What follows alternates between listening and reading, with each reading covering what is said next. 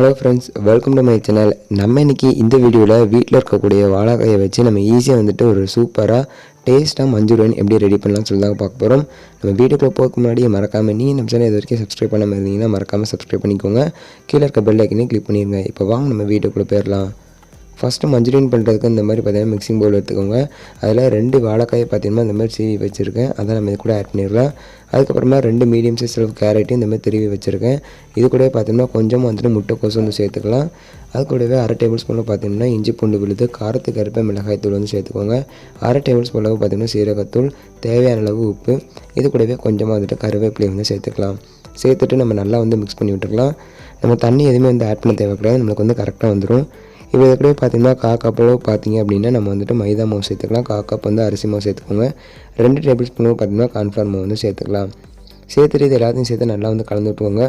ஒருவேளை உங்களுக்கு ரொம்ப தண்ணியாக இருந்துச்சு அப்படின்னா இது கூட கார்ன்ஃப்ளவர் மாவு வந்து சேர்த்துக்கலாம். ஸோ சேர்த்துட்டு இந்த மாதிரி பார்த்தீங்க அப்படின்னா நம்ம இந்த மாதிரி உருண்டை பிடிச்சி எடுத்துக்கலாம். நீங்கள் ஃபுட் கலர் கூட பார்த்தீங்கன்னா ஆட் பண்ணிக்கலாம். ஸோ இப்போ பார்த்தீங்கன்னா ஆயிலில் நம்ம வந்து பொரிச்சு எடுக்க போகிறோம். ஸோ எண்ணெய் வந்து நல்லா ஹீட் ஆனதுக்கப்புறமா லோ ஃப்ளேமுக்கு மாற்றிட்டு நம்ம இது எல்லாத்தையுமே பார்த்தீங்கன்னா மீடியம் ஃப்ளேமில் வச்சு நம்ம நல்லா இந்த மாதிரி பொரிச்சு எடுத்துடலாம் பாருங்கள். ஸோ இந்த மாதிரி கலர் மாறினதுக்கப்புறமா பொரிச்சு எடுத்துகிட்டு அதை வந்து ஊற வச்சுருங்க. இப்போ இன்னொரு மிக்சிங் பவுல் வந்து எடுத்துக்கோங்க. அதில் 2 டேபிள் ஸ்பூனில் பார்த்தீங்கன்னா கார்ன்ஃப்ளவர் மாவு வந்து சேர்த்துக்கலாம். இது கூட பார்த்தீங்கன்னா 2 டேபிள் ஸ்பூனும் பார்த்தீங்க அப்படின்னா டொமேட்டோ சாஸ் வந்து சேர்த்துக்கோங்க. சேர்த்துட்டு இது கூட பார்த்தீங்கன்னா 2 டேபிள் ஸ்பூனும் பார்த்தீங்க அப்படின்னா நம்ம வந்துட்டு சோயா சாஸ் வந்து ஆட் பண்ணிக்கலாம்.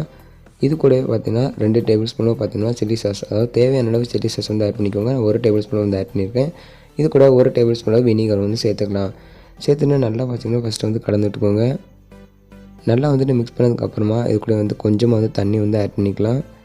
ஏன்னா அந்த கார்ன்ஃப்ளவர் மாவு வந்து கட்டியாக இருக்கும். ஸோ அதனால் எந்த ஒரு கட்டியும் இல்லாமல் நல்லா வந்து கரைச்சி இது வந்து ஒரு ஓரமாக வந்து வச்சுக்கோங்க.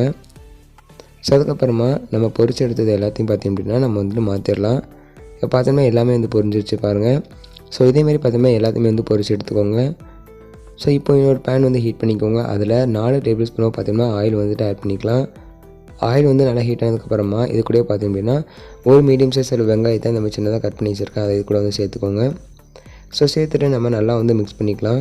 ஸோ வெங்காயம் வந்து நல்லா நம்மளுக்கு வதங்கி வரணும் பாருங்கள். ஸோ இந்த மாதிரி பார்த்தீங்கன்னா வதங்கி வந்ததுக்கப்புறமா இது கூட வாசனைக்காக பார்த்தீங்கன்னா ஒரு 1/2 டேபிள் ஸ்பூனில் பார்த்தீங்கன்னா இஞ்சி பூண்டு விழுதை வந்து சேர்த்துக்கலாம்.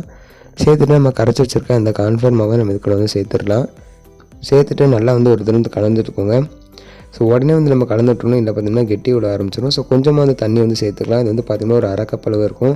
ஸோ கொஞ்சம் கொஞ்சமாக சேர்த்து இந்த மாதிரி மிக்ஸ் பண்ணதுக்கப்புறமா நம்ம பொரிச்சு வச்சுருக்க அந்த உருண்டைகளை இது கூடவே வந்து உடனே ஆட் பண்ணிடலாம். ஆட் பண்ணிவிட்டு ஒரு தடவை நல்லா வந்து கலந்து விட்டுட்டு ஸ்டவ்வை ஆஃப் பண்ணிடுங்க. அவ்வளோதான் ஃப்ரெண்ட்ஸ், ரொம்பவே சிம்பிளாக டேஸ்ட்டாக நம்ம வீட்டில் இருக்கக்கூடிய வாழைக்காயை வச்சு ஈஸியாக வந்து மஞ்சூரியன் ரெசிபி வந்து நீங்கள் பார்த்தோம். கண்டிப்பாக இந்த வீடியோ உங்கள் எல்லாத்துக்குமே பிடிச்சிக்கணும்னு நினைக்கிறேன். இந்த வீடியோ பிடிச்சிருந்துச்சுன்னா மறக்காமல் நீங்கள் நம்ம சேனலை வந்து சப்ஸ்கிரைப் பண்ணிக்கோங்க. இது போல் வீடியோஸ் வந்துட்டு மிஸ் பண்ணாமல் பாருங்கள். இந்த வீடியோ பிடிச்சிச்சுன்னா உங்கள் ஃப்ரெண்ட்ஸ் அண்ட் ஃபேமிலிக்கு வந்து ஷேர் பண்ணிடுங்க.